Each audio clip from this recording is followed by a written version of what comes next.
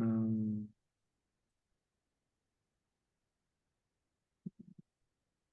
this there. Oh, this there. Yeah.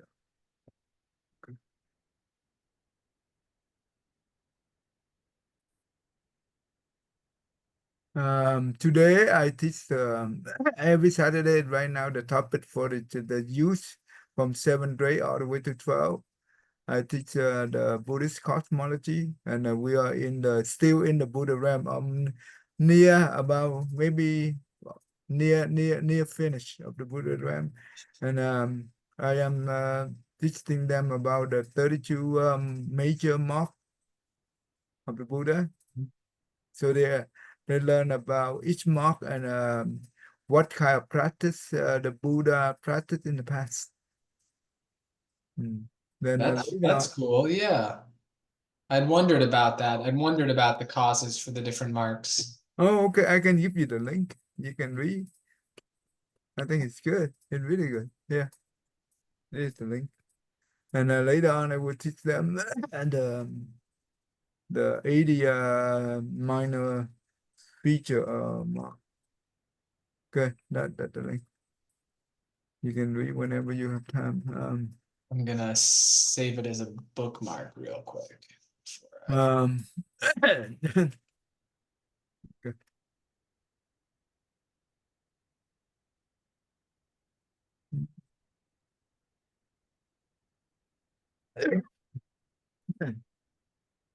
Okay. There we go. Okay, got it. Okay, go ahead.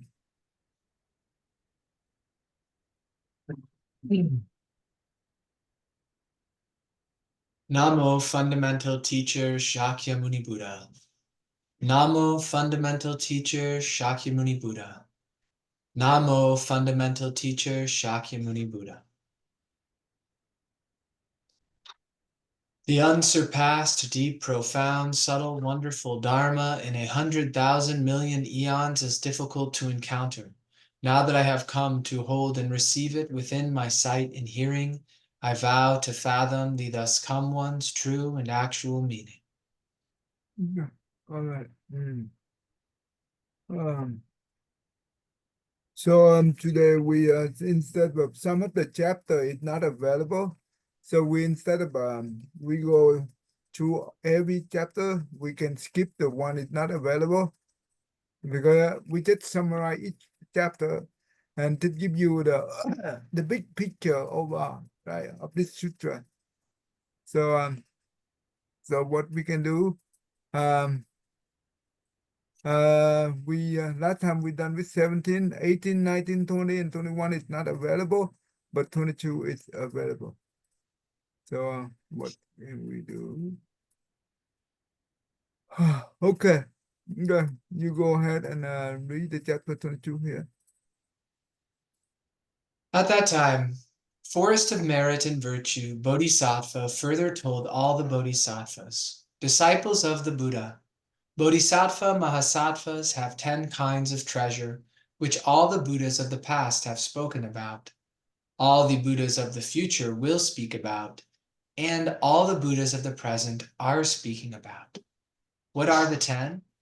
They are the treasury of belief, the treasury of precepts, the treasury of shame, the treasury of remorse, the treasury of learning, the treasury of giving, the treasury of wisdom, the treasury of mindfulness, the treasury of upholding, the treasury of eloquence. Those are the 10.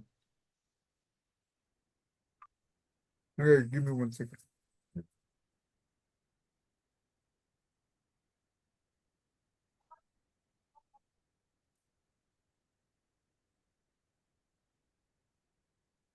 Yeah,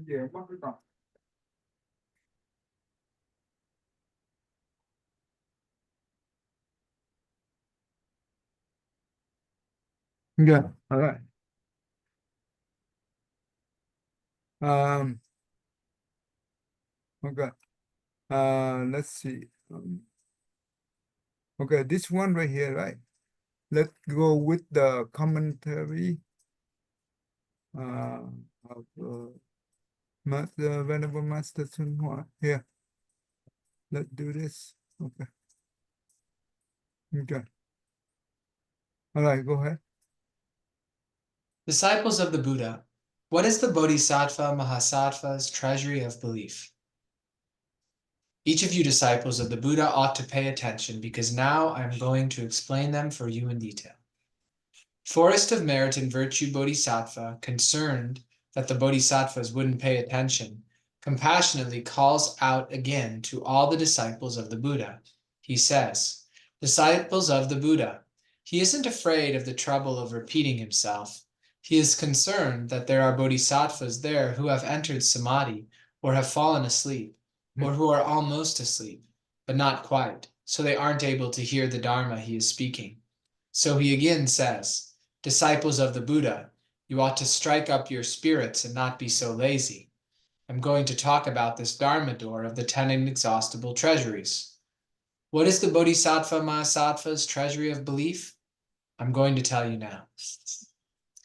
These bodhisattvas believe that all dharmas are empty. They believe that all dharmas are without an appearance. They believe that all dharmas are wishless. They believe that all dharmas are without creation. They believe that all dharmas are without distinctions. They believe that all dharmas are without reliance. They believe that all dharmas are not able to be measured. They believe that all dharmas are unsurpassed. They believe that all dharmas are difficult to transcend. They believe that all dharmas are without production. These great bodhisattvas among bodhisattvas believe that all dharmas are empty. All dharmas are void. They are still and extinct, as it is said, sweep away all dharmas and separate from the marks. They believe that all dharmas are without a mark. They truly believe that all dharmas are empty, and since dharmas are empty, they have no mark, and they are still and extinct. The still extinction of all dharmas can't be spoken about. Penetrating the basic substance of dharmas, the way of words and speech is cut off, and the place where the mind moves is extinguished. They believe that all dharmas are without an appearance. They believe that all dharmas are wishless without motives. When you cultivate the dharma, don't be greedy. Don't say, I want to obtain such and such a benefit. I want to be such and such a way. That's false thinking. The dharma is empty, markless and wishless. There is no mark and there is no wish. They believe that all dharmas are without creation. There is no maker and there is nothing made. They believe that all dharmas are without distinctions. They are unable to say, my dharma is high and yours is low. My dharma is good and your dharma is bad. They don't harbor any discrimination. They believe that all dharmas are without reliance. All dharmas have nothing that they rely on to be created. Okay, good. Stop right there. Yeah, so very comprehensive commentary, even from the line where the Bodhisattva forest, was it Forest of Merit, I think, Yeah, the force um, of merit and virtue. and virtue, even where he says, he calls the other bodhisattvas to attention, like listen carefully. Tikang Dot asked me that question the other day, like why, kind of quizzing me on it, like why do you think the Buddha says, like listen attentively, as if like are people not already listening, like what? So it's cool to see how Master Swan Huang brings that bit to life. Like he sees the background to what's being said. And then this description of the bodhisattvas viewing the dharmas. This is repeated in a lot of different sutras, how emptiness and compassion really go hand in hand, and that bodhisattvas, like the heart of the Prajnaparamita says, like bodhisattvas view all phenomena as emptiness, and that's how they cut off suffering. So even like dharmas in Buddhism has a few definitions, but I think they blend together because like a dharma is something like the Buddha teaches the Buddha dharma, but a dharma is also any phenomena. Hmm. So absolutely anything, like a table is an example of dharma, or rain, or a flower, or water. So Hobin, absolutely. Hobin, What? Hobin, Bin. All beings, yeah. Yeah, so absolutely everything, and that everything is markless, that it's empty, that there's, because it's constantly in flux and changing, and so the bodhisattva doesn't seek after these temporary phenomena, but acknowledges them as they are, and so is freed from attachments, freed from hindrance, and all the problems that are associated with the So attachments and what the hindrance. benefit of this teaching?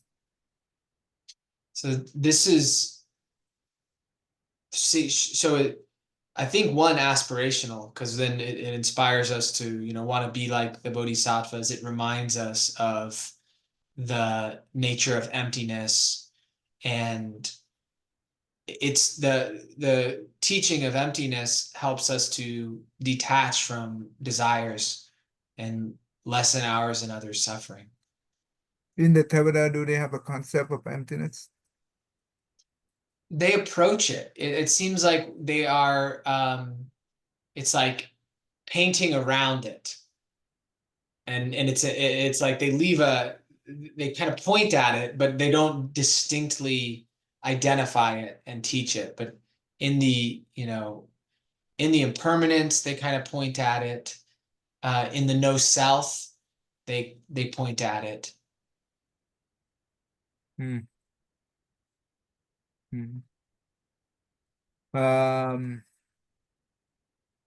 the good. So this is the one of the Dhamma seal, right? Mhm. The good In the Dhamma seal like this. Mahayana, right? No, both Theravada and Mahayana. The Theravada they don't say emptiness, but they do say non-self, right? No self, Hmm. no self, impermanent, suffering, and also uh,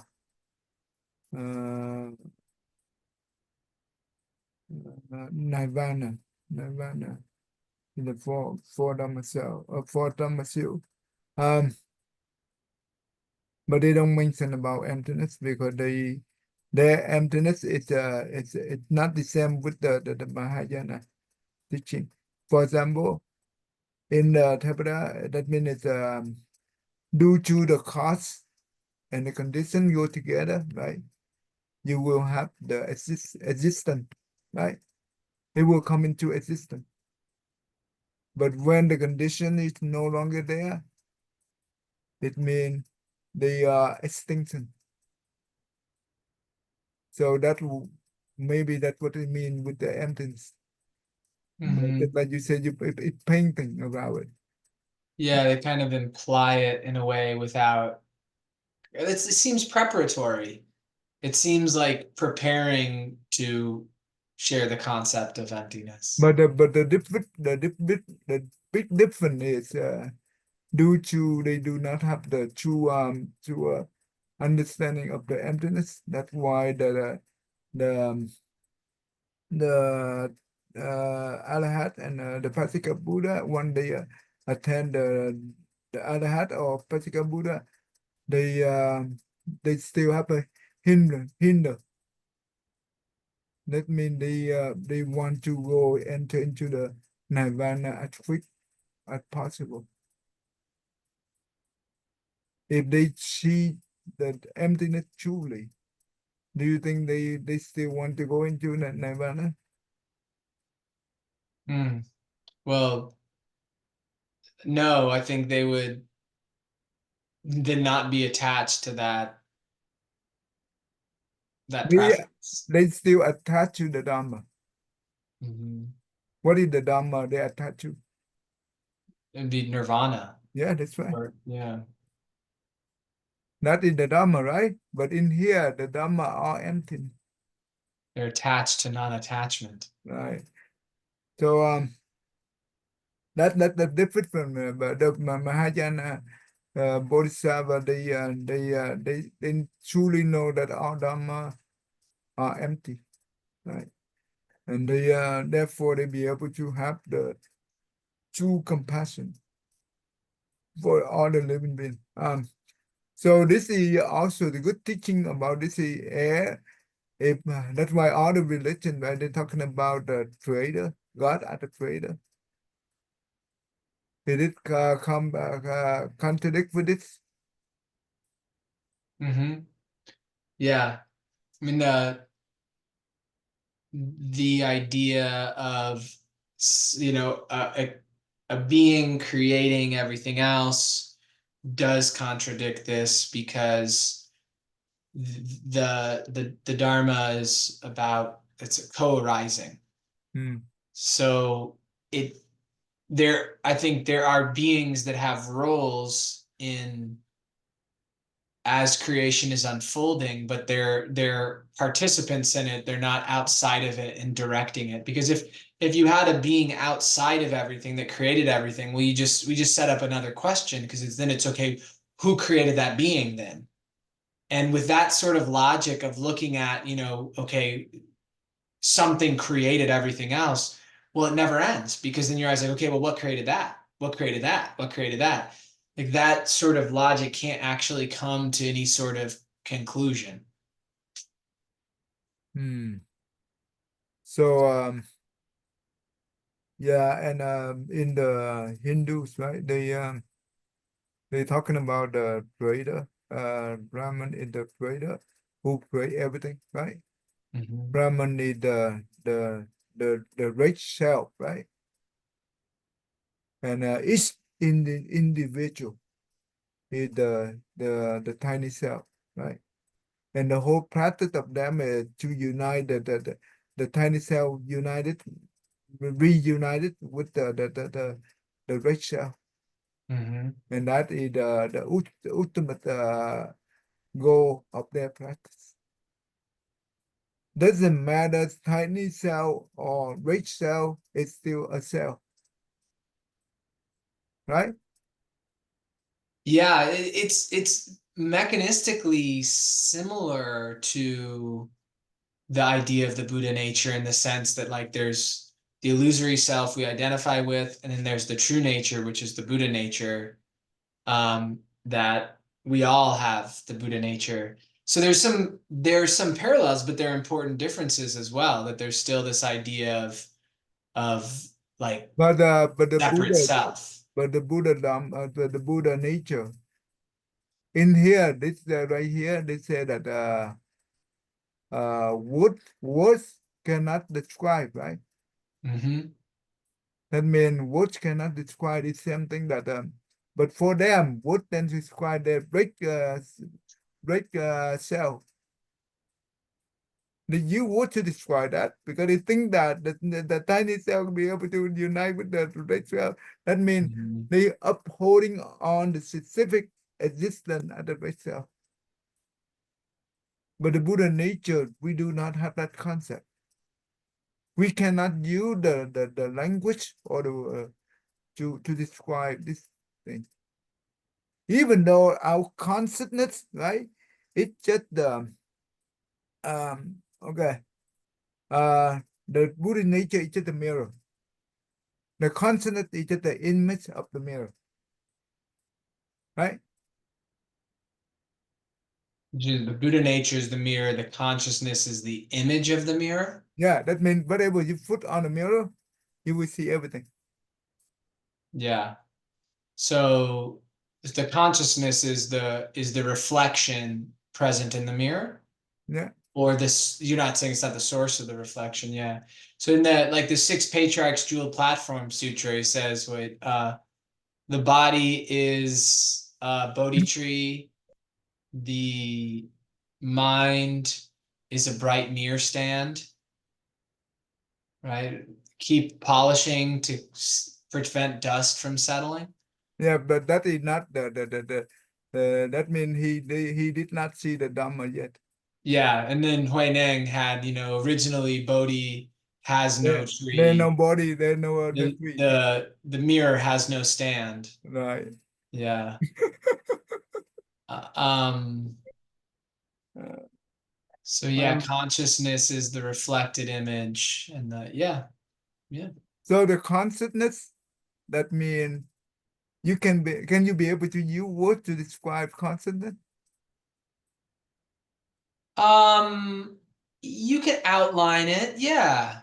I think consciousness, yeah, you can describe consciousness in But not only to the to yeah, the minimum, but not yeah, all the way.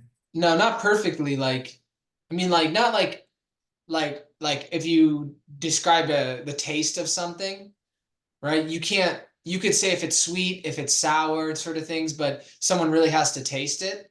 So, I mean, consciousness, I feel like, well, you couldn't describe it to someone if they didn't already have consciousness. So they've already experienced it. Um, Even though when someone say that the orange is sour, right? Even though you describe it, it's still not be able to describe all the things, right? So yeah. basically, okay. Anyway, go back to here. Um, so this kind of teaching the empty, right? On the no mark, right? Or no appearance, there no appearance. Because empty is no appearance, right? In the 50th state, demon state, inside the Suram Rama Sutra, Mhm. Suram Rama, right? Sutra, Surangama. Suram Rama Sutra. Surangama. Let me spell it out. Okay, SU, I think SU, right? Rangama. Okay, and TAMA. Okay, Yeah. Sugan Rama. Surangama. Sugan Rama. Okay, Surangama. okay, Sugan Rama. Okay, You want to say Sugan Rama. I think you really for some reason you're thinking like you want to say Rama at the end instead of okay, Gama. here. Sugam, right? Okay, Sugam, Gama, Yes, Suran Gama. Suran Gama, right? Yeah. Okay, Yeah. Suran Gama. Yes. Okay, thank you. Okay, in this sutra, right, the Buddha talking about the 50 demon state, and Mhm. usually when the meditator, right, they sit for a long time, they will come to a very peaceful state with the deep concentrated, right? When they have a deep concentration during that time, they then they will happen. That means for the form aggregate or the feeling or the perception and all those things, there will be each one of them have 10 states. It will come up, right? Those states come up, it's okay as long as we see it and we acknowledge, but do not attach. When you attach to it, say that, oh, it's very wonderful. I have this kind of state. It's wonderful. For example, he see the Buddha, Vancha, Vanrochana Buddha appear in the sky and huge Buddha, right? And he said, oh, wow, I saw Buddha in my meditation, during my meditation. That means I'm very special. That means I'm the one who enlightened. One day have that thought. Well, those states come up due to the consciousness, right? Due to the consciousness. But if he do not attach, then that's still empty. But any attachment, it become the mark. Does that make sense? Mm-hmm. It become the appearance of the the consciousness, right? Mm-hmm. Therefore, it become the demon. Why it become the demon? Well, since they're attached to that state, there becomes a behavior to try to maintain that state. And then if they're driven now by the desire to maintain that state, they're no longer driven by uh, bodhicitta, by compassion. So that's, selfish desire is the seed of the like a demon mind. When they attach to it, they no longer empty. They no longer it become apparent. It become the creation, right? And we will become a wish. Instead of wishless, become wish, right? You wish to attain that state. Mm-hmm. Um, and what else? What else in here they say? Um, no, not in here. This one, right? Okay, so that means no empty appearance, with creation, right? It's become distinction, right? You distinct. That is true. You said you like I'm distinct. Yeah, distinct, right? It become distinction. Um, so it says they believe that all dharmas are without distinctions. Now it become distinction, Oh yes, yes. Once you say, "Oh, this is nice," that would be a distinction. Like, "Ooh, I want to keep this." Yeah. and also become reliant. You rely on that, Mm-hmm. and also become measurable, right? You can measure, Mm-hmm. and also it becomes surpassed. Well, it's not unsurpassed,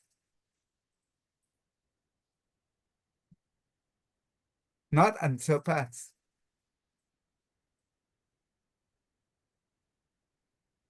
Hmm. And it become production, product, right? Mm-hmm. So why the person who meditate in deep concentrate and what and the Mara or the heaven being, right, in the sixth heaven realm of the desire, the Mara palette will be shaken due to the deep concentration of this cultivator. And when the palette is shaken, right, they they they say, why my palette is shaken, and they want to find out what were the cause, and they would look down to the earth, and they, oh, this person, the one who caused me trouble. If he the one give me trouble, I would destroy him. Not only that, and many other beings, and many other spirits, like the forest spirit, the mountain spirit, the earth spirit, or whatever the spirit who have affinity with him in the past. They become jealous. Or some of the debt collector, right? They become jealous. They say that you are about to get out of the death and rebirth cycle. I don't let you. I want you to be in here, suffer like me even more. So they are also the one who try to destroy this cultivator. And what do they do? If this meditator, right, deeply concentrated, do not have any thought arise, do you think this the Mara or this spirit be able to see this person? No. No, they don't. They cannot find this person anywhere. But when this person have any kind of thought arise, that means attachment. They will see. And they will. How do they be able to destroy this person? Through finding something that they will react to with attachment or aversion. They will, the Mara will manipulate the similar, the meditation state that this person encounter or experience. They will do, they mimic, right? To make a similar copy of it, to make the meditator become more attached to it. And they keep doing that until the meditator become attached to it and no longer have the deep concentration. We call it samadhi. That's how they break the meditator samadhi. And that's how once the samadhi is broken, right? This person will eventually violate the precept. That's how they destroy this cultivator. That's why this kind of teaching, if we do, let's say that the true Mahayana practitioner, right? They have not learned about the Sugan Rama Sutra and the 50 demon state. With this one right here, they be able to overcome. No problem. This kind of teaching is just like the GPS for them. Whenever all this thing come up, they know what to do, how to deal with it properly. That means they do not attach to it whatsoever. This kind of teaching is beautiful, don't you think? Yes. It's wonderful, but it's so profound. All the religion, do you think they can be able to copy? That's why the patriarch, right, the Zen patriarch, when they transmit the seal, right, the mind seal, no other religion or no other people be able to copy. The mind seal is transmitted because their mind seal is empty. Their mind seal is no appearance. Their mind seal widthless. Their mind seal without creation. Their mind seal without distinction. Their mind seal without reliance. Their mind seal not be able to measure. And their mind seal are unsurpassed, beyond, right?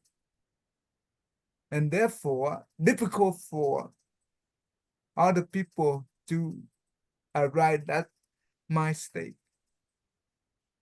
If you don't have the same mind state, you do not know. Only the one who have the same frequency, the same channel, they can talk, they can communicate, not other. Yeah. So this one is it's not too bad, right? It's not too bad. Okay. Okay. Okay, we can skip this one here. Let's do okay. Now we can do, did we read this one yet? No, not yet, right? Okay, go ahead. We didn't read the last paragraph of the previous commentary. Yeah, I think it's the same thing. We don't have Okay. to, right? Okay. Let's repeat the same thing so we can keep. If bodhisattvas can accord with all dharmas in this way, then after they give rise to pure belief, when they hear that all Buddha dharmas are inconceivable, their minds are not afraid. When they hear that all Buddhas are inconceivable, their minds are not afraid. When they hear that the realm of living beings is inconceivable, their minds are not afraid. When they hear that the Dharma realm is inconceivable, their minds are not afraid. When they hear that the realm of empty space is inconceivable, their minds are not afraid. When they hear that the realm of nirvana is inconceivable, their minds are not afraid. If the bodhisattvas can accord with all dharmas in this way, if bodhisattvas contemplate that all dharmas are void, without marks or wishes, that all dharmas are not created, that all dharmas are without distinctions, that all dharmas are without reliance, that all dharmas are immeasurable, that all dharmas are unsurpassed, that all dharmas can't be transcended, and that all dharmas are not produced, then after they give rise to pure belief, they will be without any attachment to marks. When they hear that all Buddha dharmas are inconceivable, their minds are not afraid. Then they hear that all dharmas cannot be considered by the mind and cannot be spoken of by words. Some people who hear this might become very frightened and say, "Oh, you can't think about it and you can't speak about it? What kind of dharma is this? Oh, I'm not going to study this." Their minds will become afraid. They'll retreat. They won't study the Buddha Dharma. They won't dare even listen to it. Okay. So what happened? So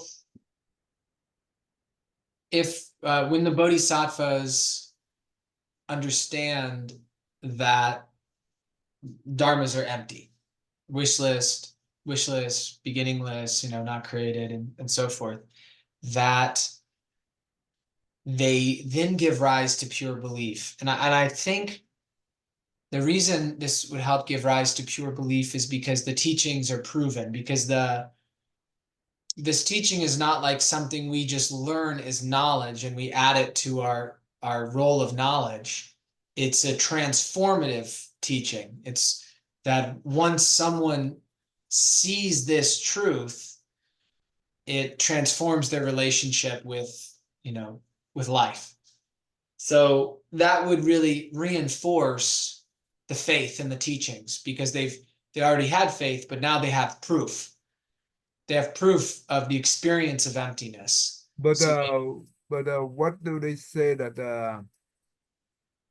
uh they if they when they hear that all Buddha Dharma are inconceivable, their mind are not afraid. What does that mean? so because they already understand that all dharmas are empty Mhm. and that they go beyond being able to be spoken of.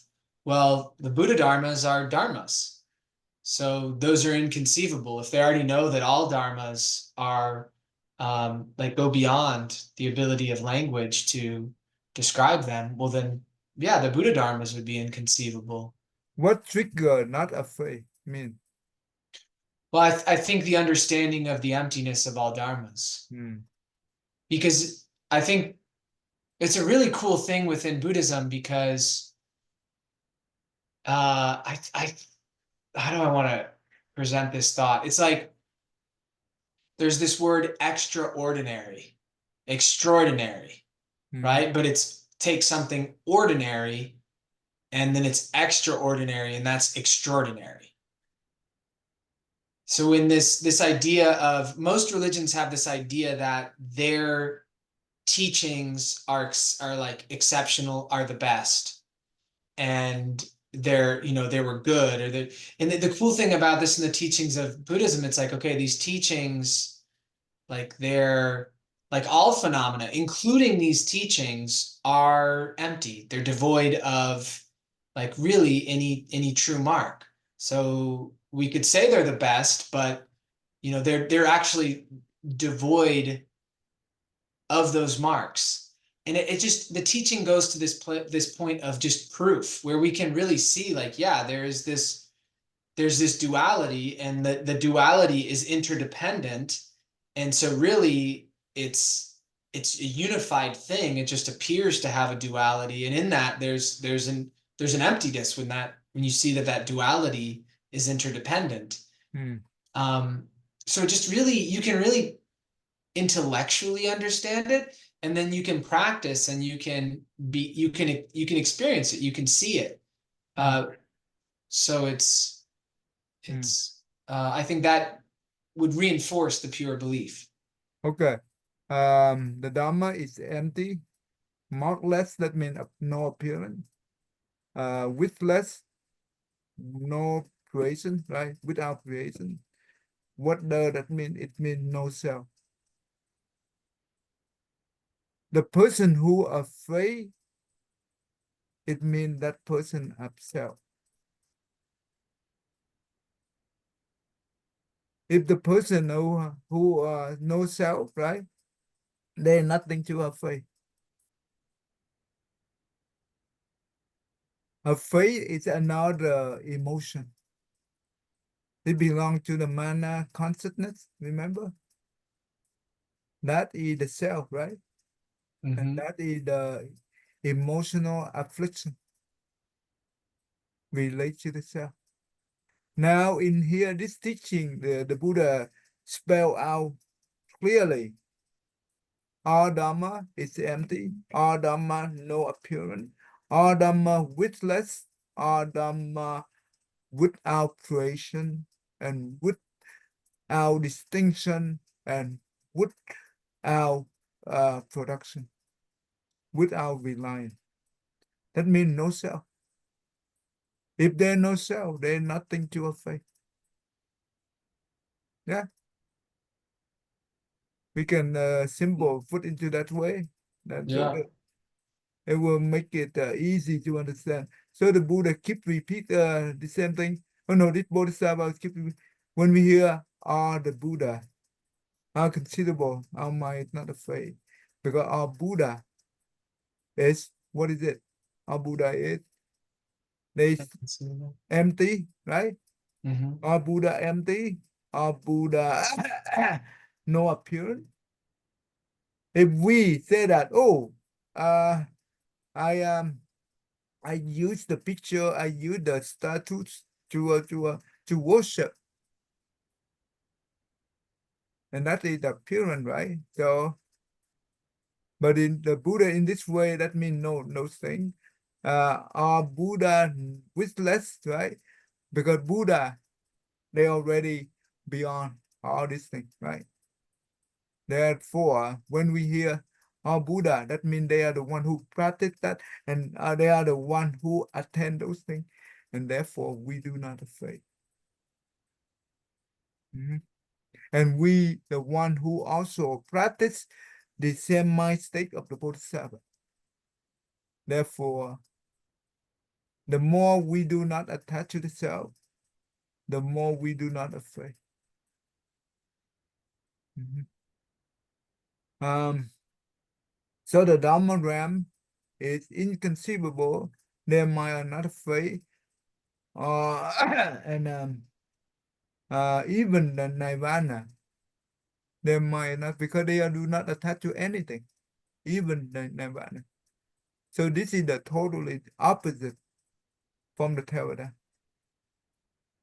teaching. Yeah. Mm-hmm. Therefore, the Heart Sutra, or we call the prajna, right? The wisdom, the foremost wisdom in Mahayana, the foremost wisdom, the ultimate wisdom. This is the ultimate wisdom. That's why when the Bodhisattva be able to go to this level, that means their compassion is truly compassion. Okay, so we understand this one, right? We can skip this one. We don't have to go over, right? Don't you think? Okay. We can skip all this thing. Now we go to here. When they hear that the past is inconceivable, their minds are not afraid. When they hear that the future is inconceivable, their minds are not afraid. When they hear that the present is inconceivable, their minds are not afraid. When they hear that entering every kalpa is inconceivable, their minds are not afraid. When they hear that the past is inconceivable, that all the time periods of the past are inconceivable, their minds are not afraid. When they hear that the future is inconceivable, their minds are not afraid. When they hear that the present is inconceivable, their minds are not afraid. Their minds do not retreat. When they hear that entering every kalpa is inconceivable, their minds are not afraid. When they hear about entering all kalpas, cultivating throughout all kalpas, no matter how long they are, staying in those kalpas and taking across living beings everywhere, they're not daunted.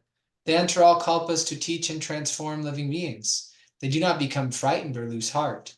That is inconceivable also. So Yeah. like, oh, go ahead, sorry. Go ahead. Go ahead. Oh, so usually we use our thinking to try to understand things, to try to figure things out, to try to conceive of them.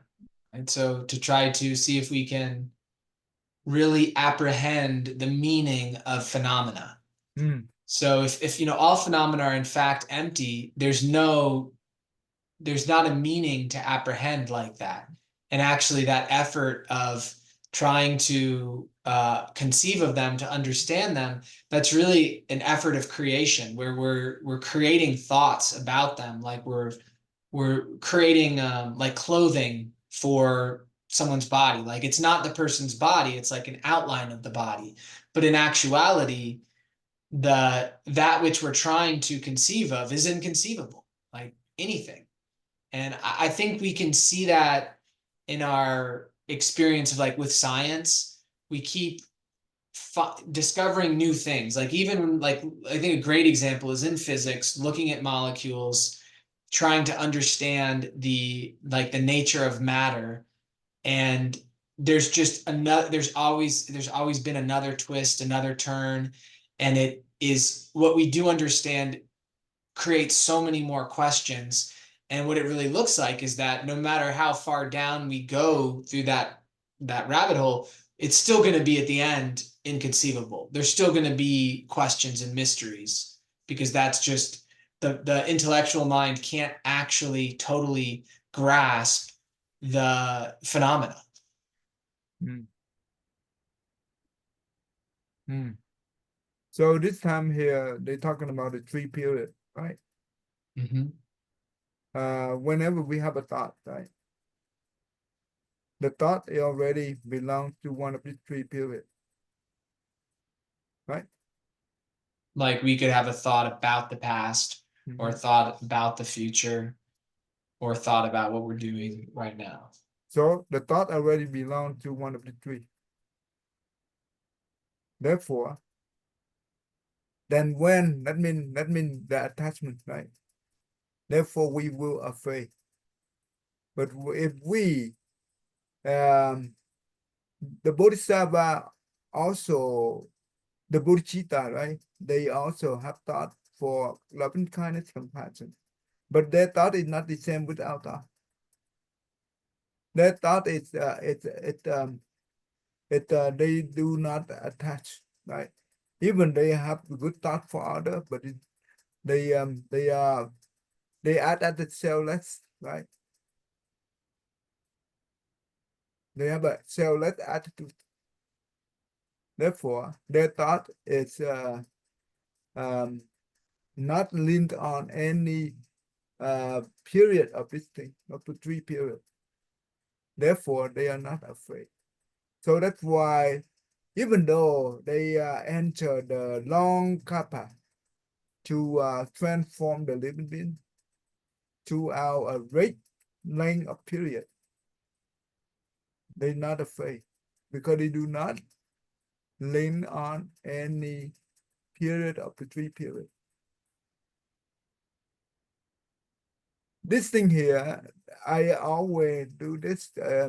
We can practice. We can follow the teaching, and we can practice. For example, we I usually talk to myself.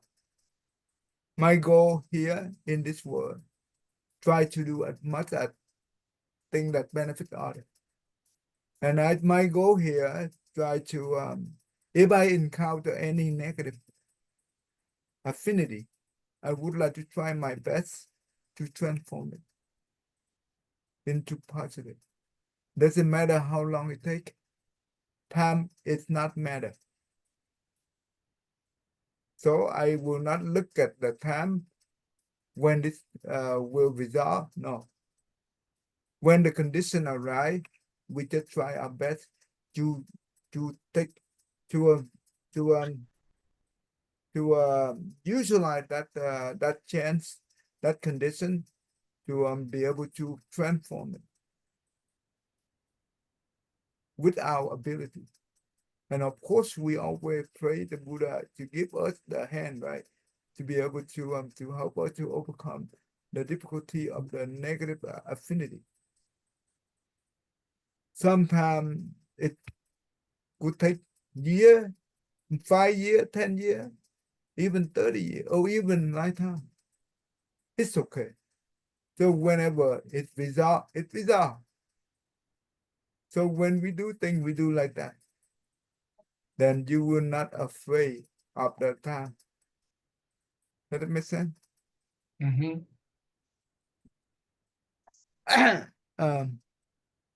Yeah, we not like Bodhisattva, but we just learn from the Bodhisattva footstep that we can follow, right? We are very we do up to our ability. All right. So this one we understand, right? Um. Okay. Okay. It's about okay. Let's do a little bit. Oh, you want to stop right here? Up to you. Oh no, we can do this part. Okay, we can do this part. Okay, go ahead. Why not? These bodhisattvas residing in the places of Buddhas have thoroughly solid faith. They know that the Buddha's wisdom is boundless and inexhaustible.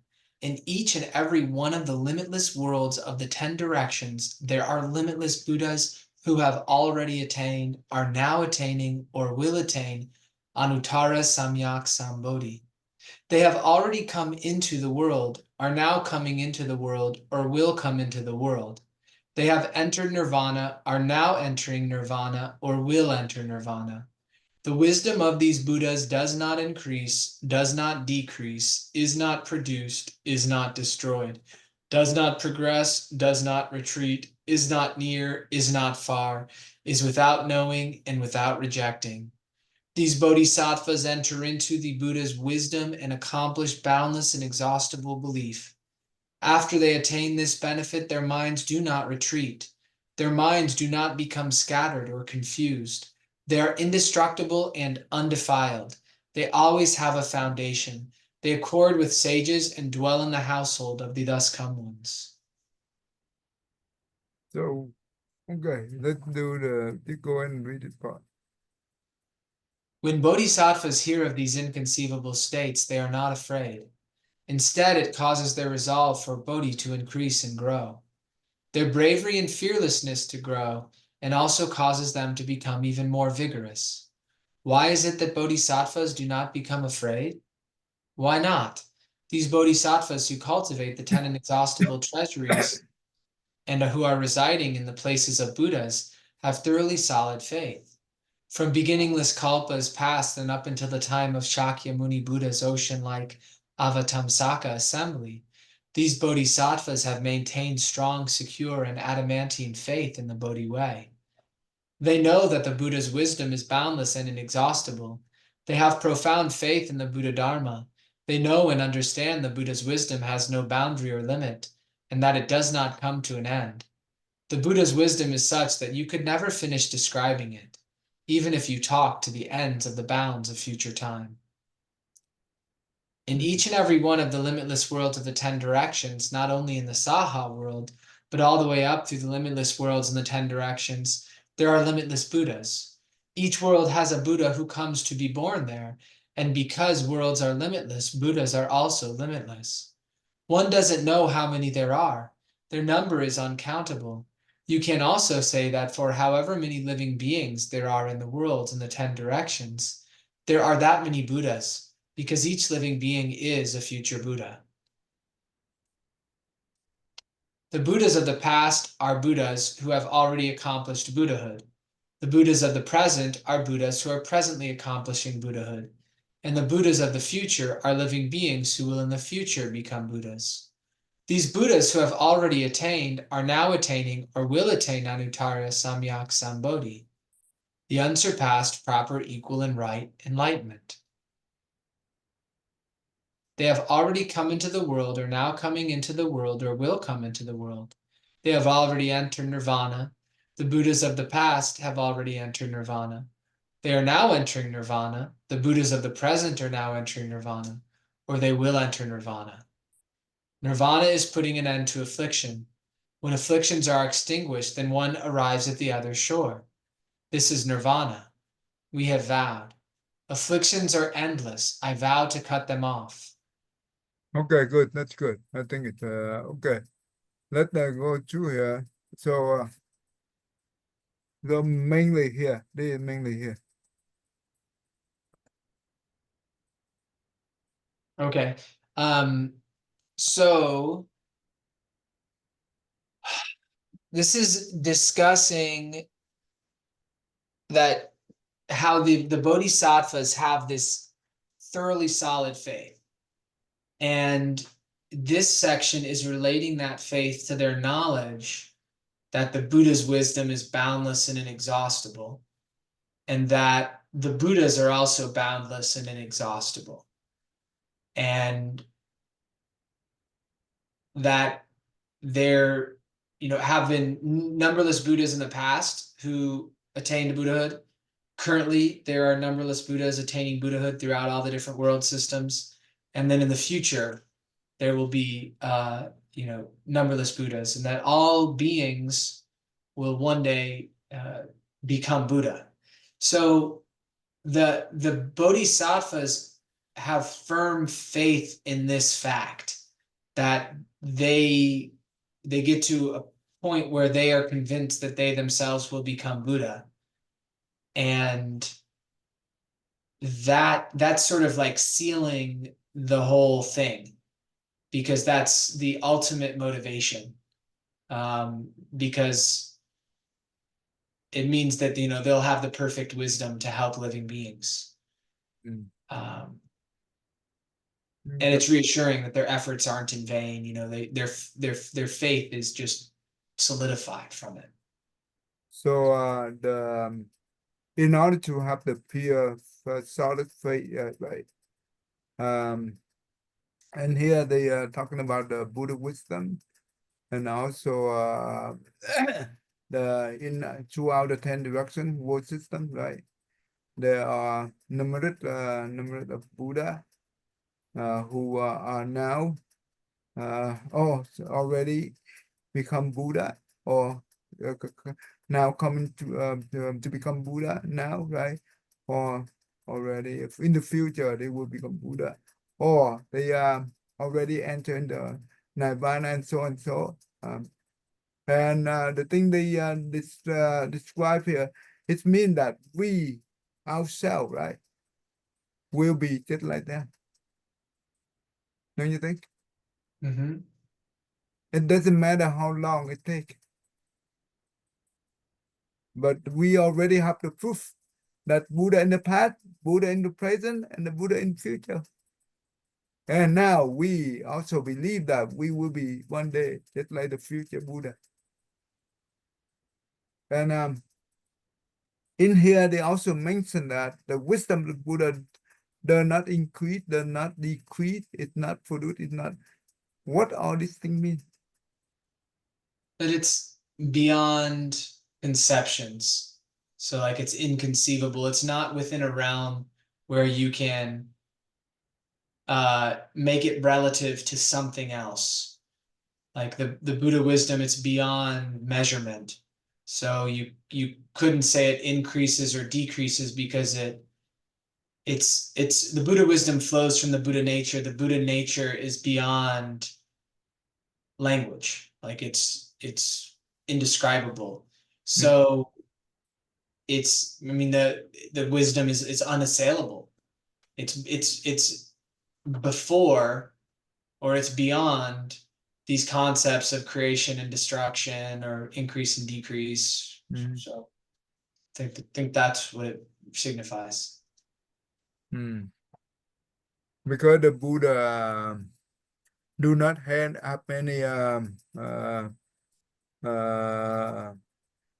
well empty, right? It's empty and no appearance and also no mark, no wish, right? And no distinction and no creation and all those things because no, right?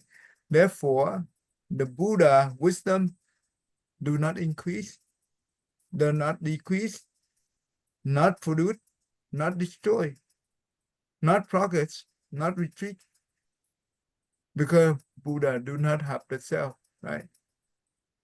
The only one who have self, they will have all these things. When we have no self, then we have this thing is it's not applicable.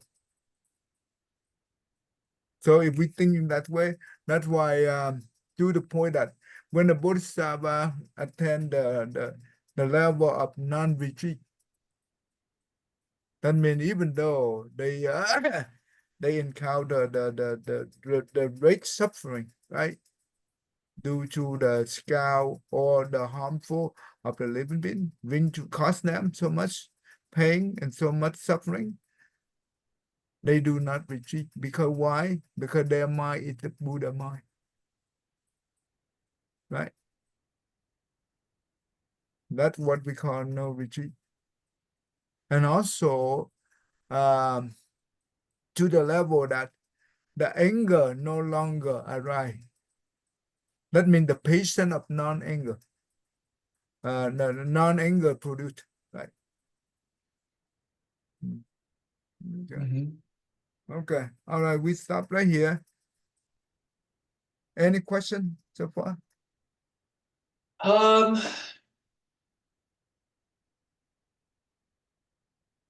there there was something from reading outside of class that I wanted to ask.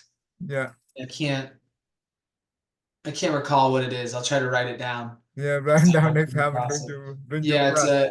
it's one that I've had a few times, and I keep forgetting to ask it, but So you see, this kind of Mahayana teaching is so profound. No other religion, even the Theravada itself, cannot be able to grasp this thing.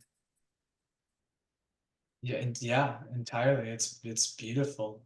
This it's beautiful, and Yeah. Mahayana teaching is so beautiful. I don't know why uh, other people cursing and very a lot of offensive against the Mahayana teaching. I mean, it's really perfect. It's perfect for society if everybody like followed the Mahayana, that be problems would be solved. Yeah, Yeah. that's why the Albert Einstein he said very beautiful. He said that one day, if the world religion that be able to have both uh, religious, spiritual practice as well as science, that means they be able to cover both. Only Buddhism be able to do that. Mm-hmm. Yeah. Then, then that means when the world religion is Buddhism, and that is really the time for peace, the world peace. Oh yeah. This is the world peace, right? Because we do not have mark appearance, we do not have wish, we do not have any kind of creation. Then the world become peace. Okay, let's Mm-hmm. finish. Yeah. Thank you, Ty. Okay, here. May every living being, our minds as one and radiant with light, share the fruits of peace with hearts of goodness, luminous and bright. If people hear and see how hands and hearts can find in giving unity, may their minds awake to great compassion, wisdom, and to joy. May kindness find reward. May all who sorrow leave their grief and pain. May this boundless light break the darkness of their endless night. Because our hearts are one, this world of pain turns into paradise. May all become compassionate and wise. May all become compassionate and wise. Yeah, thank you. I see you Yeah. tomorrow. Yeah. All right. Yes, I'll see you tomorrow. Thank you. Thank you.